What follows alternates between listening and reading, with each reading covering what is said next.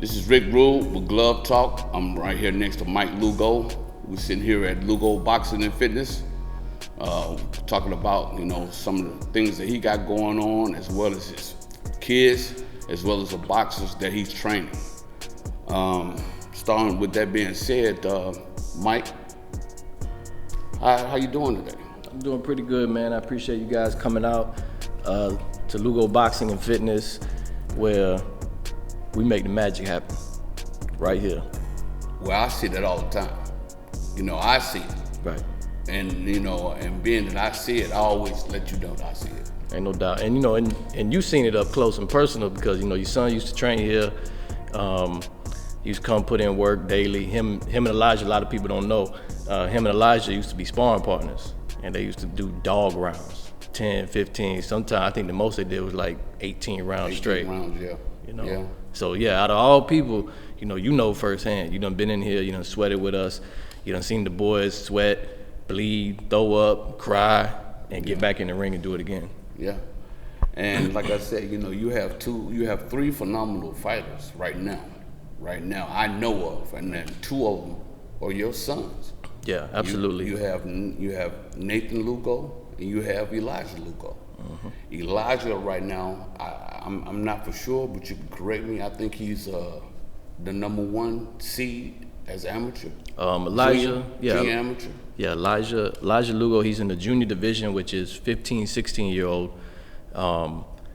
And he is not just number one for his weight bracket in America, but I want to say the world. He's number one in the world right now. And speaking of the world, on August 7th, which is Sunday night, me and Elijah, we're departing and going to Serbia for a really, really big junior tournament out there. And we're looking for him to do his thing like he always does. Yes.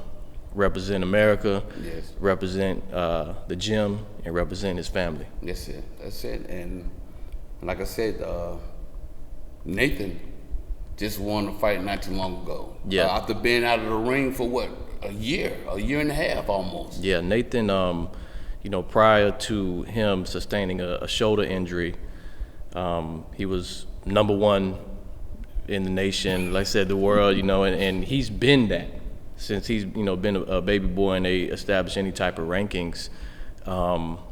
As in the youth division, he ended up sustaining a shoulder injury, put him down for about a year and a half. And so he's just recently stepped back in the ring for competition. We've been training him, been building him up, and he did his thing. He fought in the elite division, which is the adults. Mm-hmm. He's always sparred adults, but people say, oh, when you go elite and you're gonna fight adults, it's gonna be different. It ain't no different for us. We fight you in the ring, we fight you anywhere, we fight on the moon. Yeah. And and we're gonna do what we do. And he did that. He went to the elite tournament, beat everybody. And that's after a year and a half out of the ring. Yeah. So each day that goes by with Nathan, he's continuing to knock the ring rust off, and we look forward to him doing his thing at National Golden Gloves in 2 weeks. In 2 weeks, that's 2 weeks, and that's in Tulsa, Oklahoma. Tulsa, Oklahoma. I remember that. Even Nicholas was out there one day. Mm-hmm. Yeah, we went out there and fought. Yeah, my son was out there. But being that said, Sarat, that's another female. That's another boxer you have. Yeah, Sarat Brownell, female. She's been with me since I think 9 years old. Right now, currently, she's in Colorado Springs. She's out there at the youth camp, and she's also number one in the nation. I have to say, damn near the world. They've dubbed her as the future of women's boxing. Mm-hmm. So, we don't just have my boys here. We have Sarai, who's also, like I said, national champ, Team USA, number one in the world, number one in the nation. We put in work on all different levels. We have high expectations of our boxers. When you come here and you follow our program, you follow the work that I lay out for them to do, if they follow that, it leads to being a champion. There's no other path. It doesn't take you over here to being, a halfway champion. It doesn't take you over here to, winning sometimes. If you follow the path that I set out for the boxers, it will lead you to being a champion. Yeah, and that is true. That is true. And I know that, like I said, being with you for so long, we've been knowing each other now, almost 10 years now. Right. Almost Over 10. Over 10. Yeah, over almost 10. 11 years. Yeah. Yeah, when you moved from Florida, you came here, and that's when we met. Mm-hmm. And like I said, I am so, as a friend, I am so proud of your accomplishments. I appreciate it. I'm proud of, you taking the time out and being a mentor for all your boxers, all the people that's around you, your sons, the other amateurs that you deal with, because not only you teach them respect, you teach them how to grind. You teach them that it's not easy, but you have to have the mind set and the mind frame to make everything happen. Yeah, especially with boxing, man, everybody thinks it's all physical. It's all physical. I'm strong. I'm gonna be able to punch, and that's good. We need you to be physically here, present. I need you to physically give me everything you have. But boxing is mental. If you are not mentally capable to handle, what boxing is going to give you, and or what life is going to give you, because life is going to hit you. It's going to knock you down. It's going to beat you up. It's going to slap you around. It's going to talk about your mama. It's going to talk about your daddy. You have to be mentally capable to withstand the pressures of life. And on the flip side of that, with boxing and what we're teaching here, it's preparing you for that. Because boxing is life for us. They ain't no, hey, we're gonna box today and then we're gonna start life when we go outside that door. No, boxing is life. It never stops for us. It continues, and that's why the people under my care that are here at the gym, whether they're a national champion or soon to be, we're preparing them to walk out them doors and handle whatever life may throw at them. And and like I said, something that you have always gave me that you're the man. And like I said, to be the man, you got to work like the man to get to be the man. So, and like you said, everything starts off mental. Right. And like I said, boxing is a mental game. And if you don't and while we touching mental, you remember when Errol Spence beat Mikey Garcia? Mm-hmm. When he beat Mikey Garcia wasn't the same. Right. But he was a 4-division world champion. And he even said on, one of the interviews that fight that he fought with Spence took a lot out of him. And he retired at 34. At the age 34. Right. But again, he was a 4-time world champion. Right. So that says a lot. And he got out of the game at a good age and still young. So, like with other boxers, you see they're doing commentating, you see them, doing other things. But, I give it up to Mikey because he was, a dog. But as you said, mental.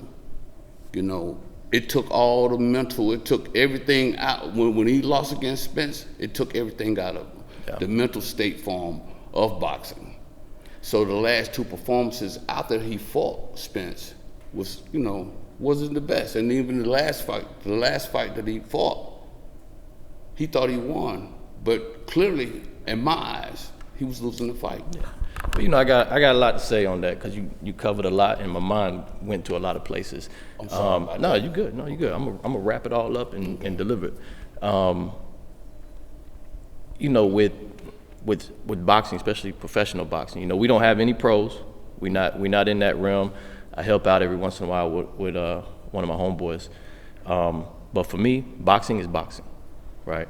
And the mental aspect, you do real good, you win, and now you think you can go to this next level, talking weight classes. Mm-hmm. There's weight classes for reasons, And a lot of times, people will jump weight classes too much.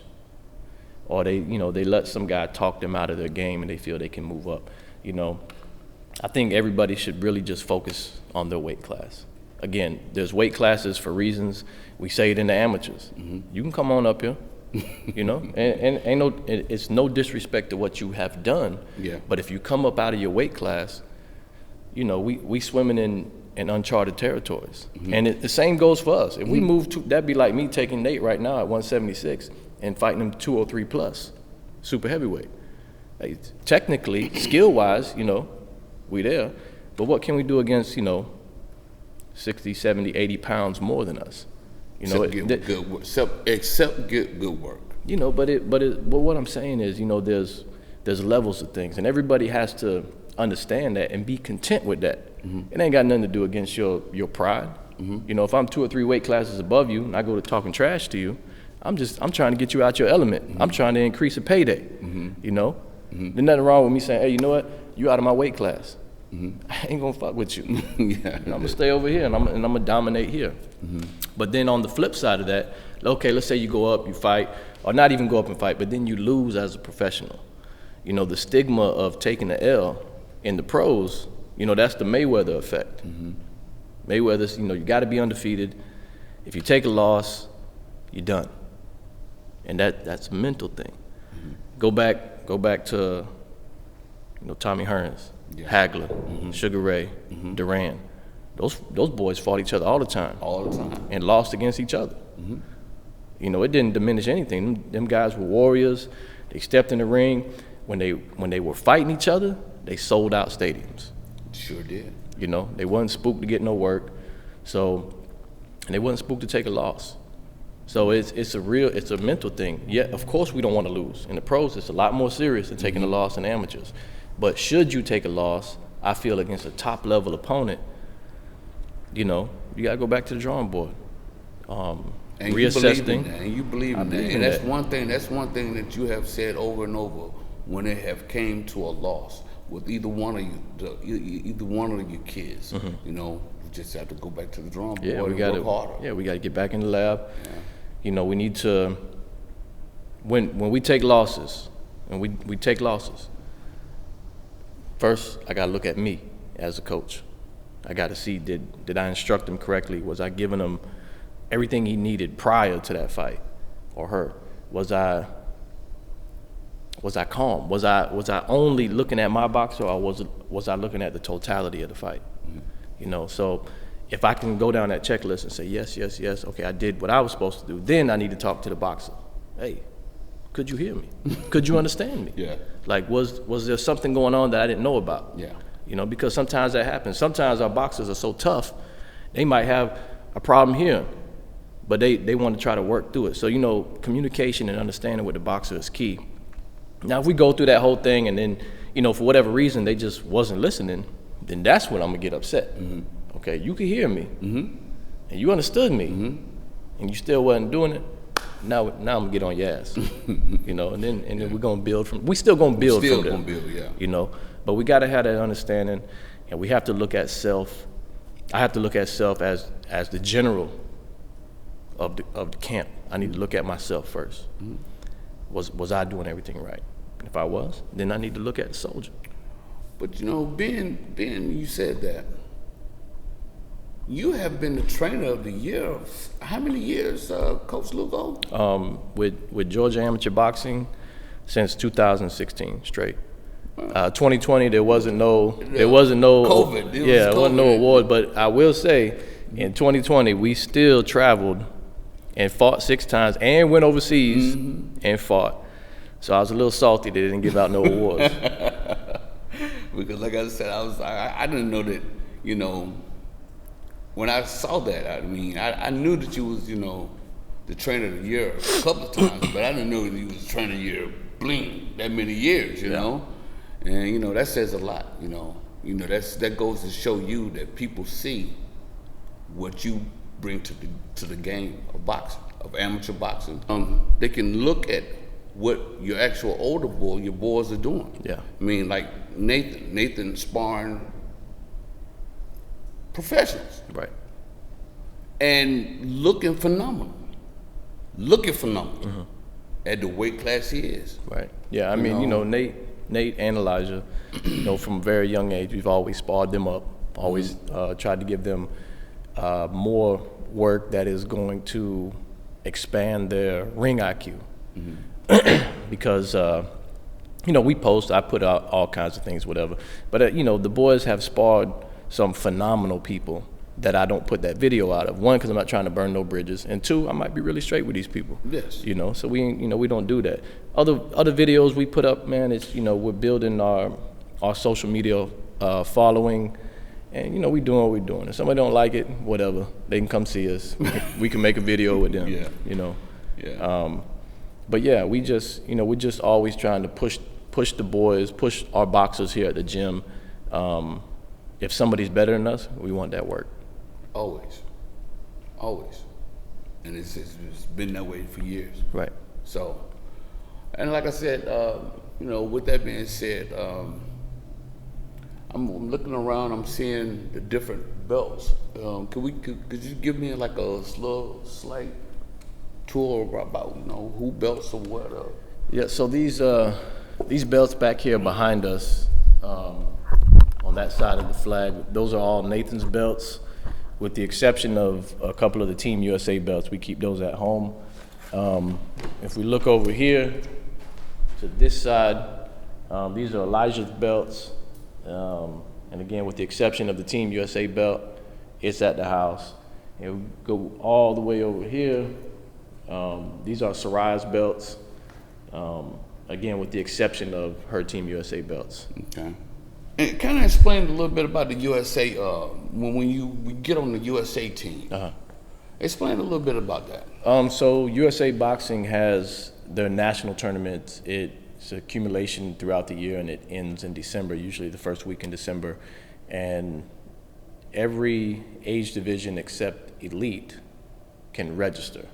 So when you register through, 2 or 3 months prior, and then you start seeing the names filling up. You see who's in your bracket. You see people jumping weight classes. Dodge this guy, dodge that guy.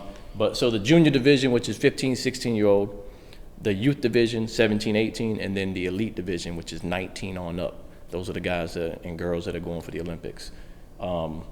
Should you win your weight class in the junior, youth, or elite division, then you're able to go and participate as a member of Team USA.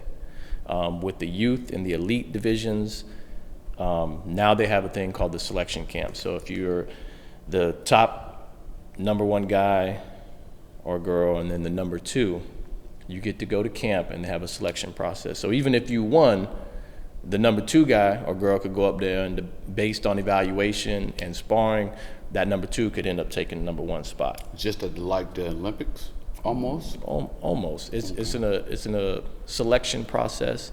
So I think what they have determined is that throughout competition, you get the number 1, the number 2, and they fight and they fight and they fight. They meet in the championship.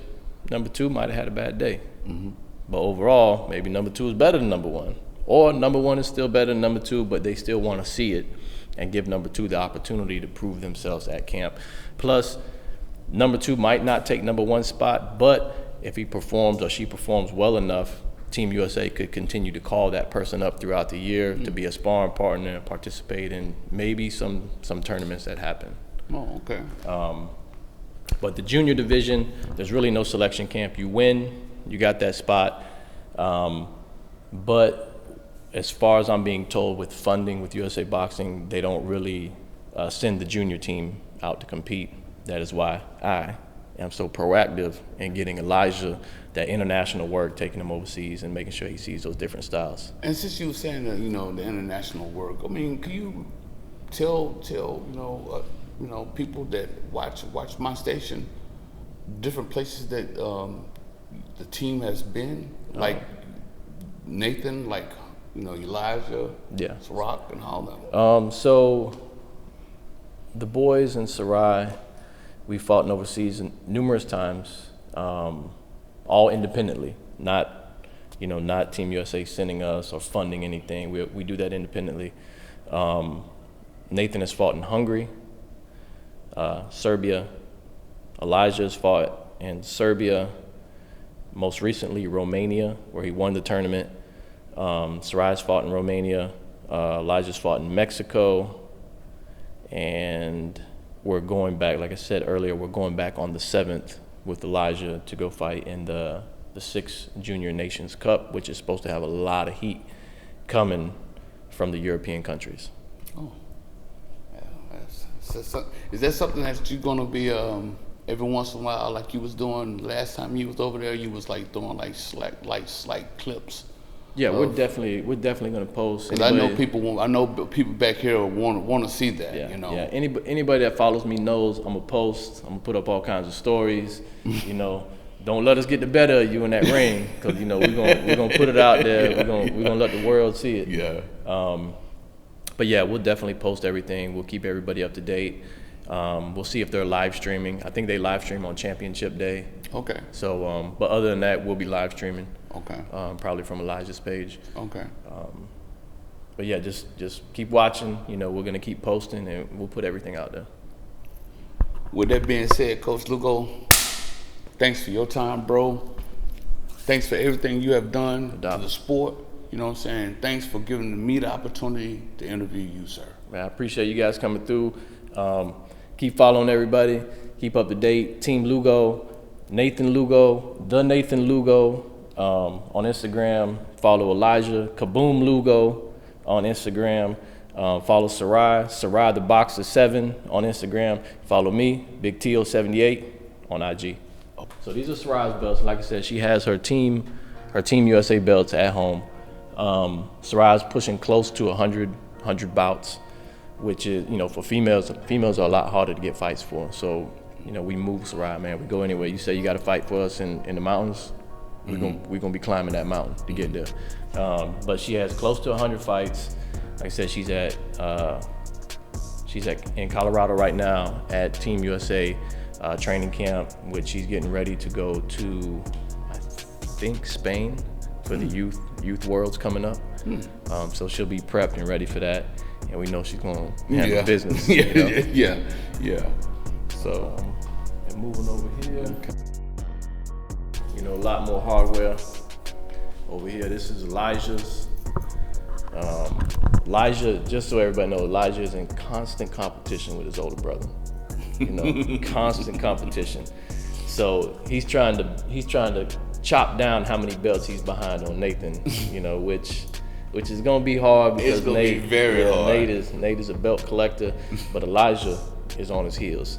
You know, some of our better belts. You know, he got an outstanding boxer at one tournament, got the WBC award. These belts that are hanging long ways. There's the Ringside Worlds Championship.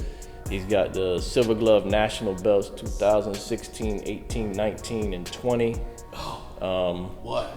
Looking to tie his brother for a 5th National Silver Gloves title. He's got his Junior Golden Gloves national titles over there. And then, you know, a lot of these other belts, you know, we just been across the nation, Chicago, New Mexico, Texas, multiple times, Florida. Of course, you know, we used to be from Florida, so we go down there a lot. And just really, man, all over the place. And that's Elijah. That's Elijah. And let's come over to the oldest son. The oldest son is Nathan Lugo. Yeah, Nate is strapped up.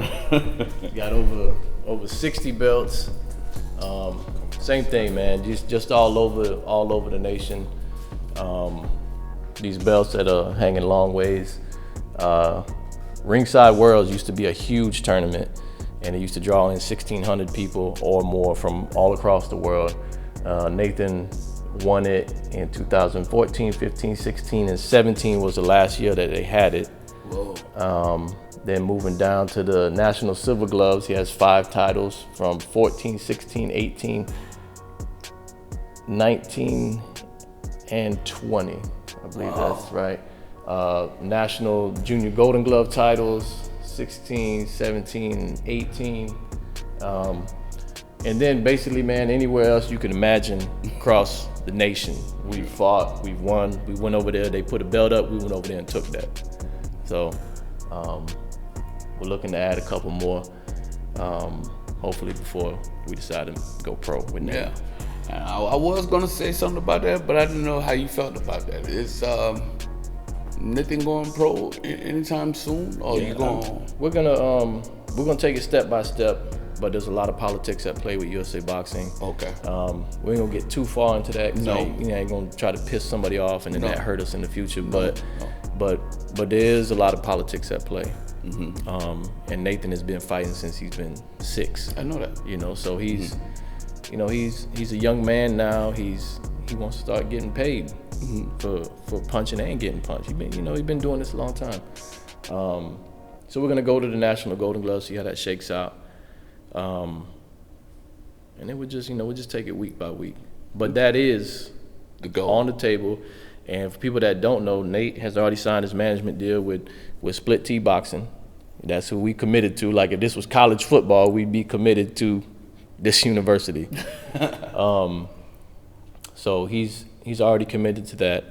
Like I said, we're gonna just see how the Golden Gloves go and then play it out week by week. Because dollars make sense. It does. And if they come and are able to secure us that right bag, then But you're gonna see us. I only see nothing but good things. Yeah. It showed over the years. It has shown over the years good things. Right. Like I said, he had a break. Basically he might have needed that break, but we knew his shoulder was hurt. But for him to come back in phenomenal form and go out to different places and really put in great work. I mean, great work that I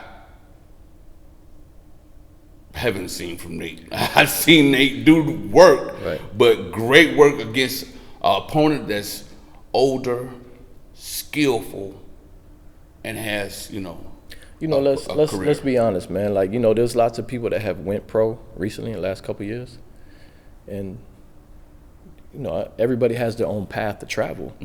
But as far as like experience wise, I don't think they should have went pro, and that's my personal opinion. It don't mean nothing to anybody. But if we look at Nathan's experience, if I took him pro right now today, he has the experience. Yeah. He has the experience. He knows how to fight. His ring IQ is there. And especially as he develops as a pro, all he's going to do is get better, stronger. When the man strength hit, when he's about 20, 21, Yeah. I mean, it's just going to get uglier. Yeah. So, again, there's people that went pro that I don't really think they should have went, and they making money. Yeah. So like I said, we're going to just do the Golden Gloves, and then whatever happens, we're going to let it just continue to happen organically. We're not going to force nothing. And you know what? I wish you the best on that too. Thank you. I wish you Appreciate the it. best. I wish you the best on that. There was a fight this past weekend that I wanted to ask you about. Okay. Danny Garcia, when he fought Benavidez? Yeah. He looked sharp. I thought, to me, that he looked better than he ever looked.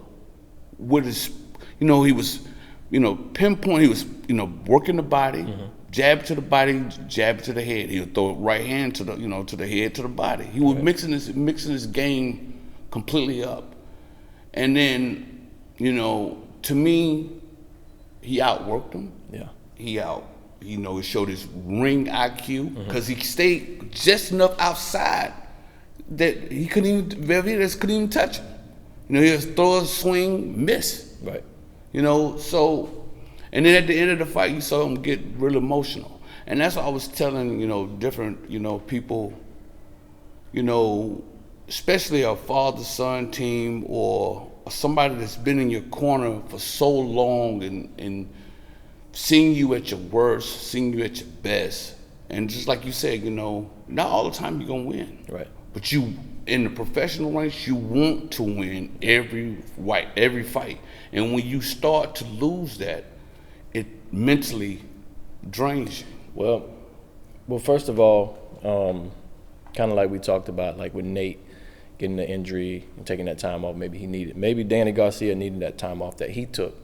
But touching on the mental aspect of, like you said, he was real emotional. That's a real thing with boxers. It's a real thing, and I think any father or any coach that's really tuned in with his boxer experienced that at some point, at some time.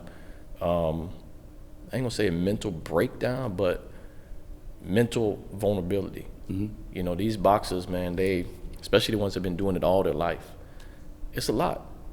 They sacrifice friendships. They sacrifice what society deems as a normal childhood. They sacrifice that because they've made this their classroom. Across America, these fighters that are coming up and becoming professionals have been doing it since 6, 7, 8 years old. You know, in order to be that person that's on TV, that successful individual, it takes sacrifice from a very early age. And sometimes that plays on the mental. So when he had that moment, I felt him. I felt him too. You know, but a lot of people don't know why. They thought he was just having a moment. He was emotional. No, that isn't just that isolated incident. This goes all the way back from when he's a child.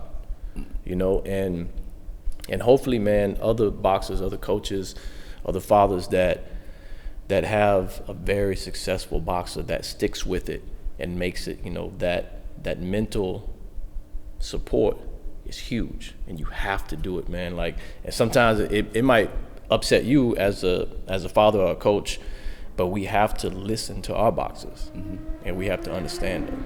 Just like we want them to understand us, we got to understand them, and be very supportive of that mental aspect, because if we lose them mentally, we've lost them. Yeah. They're gone. You know what I mean? So when Danny Garcia had that, man, I felt him, and I respect him, you know, and hopefully he can continue to fight, continue to win, and overall, man, just be happy. Hopefully he can be happy. Yeah. You know what I mean? Because he has put in work all his life. Yes. So hopefully, man, respect to him, respect to his pops, his family and stuff.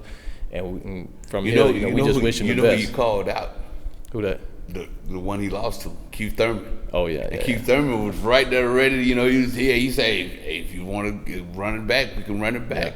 You know, but like I said, Keith Thurman had his time. He looked pretty good in his last fight.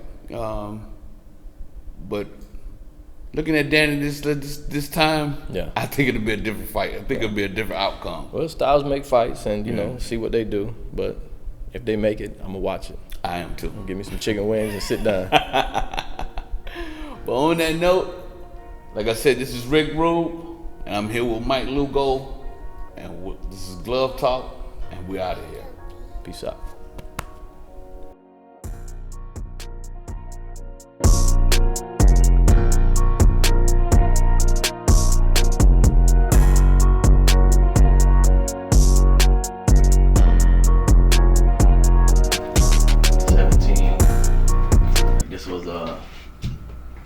When we was in Hungary,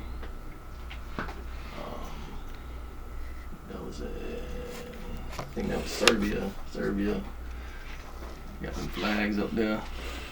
There's a bunch of different little mementos. That's Elijah right here when he was a kid. I don't know what age, but I know he was around, I want to say 6 or 7 or 8.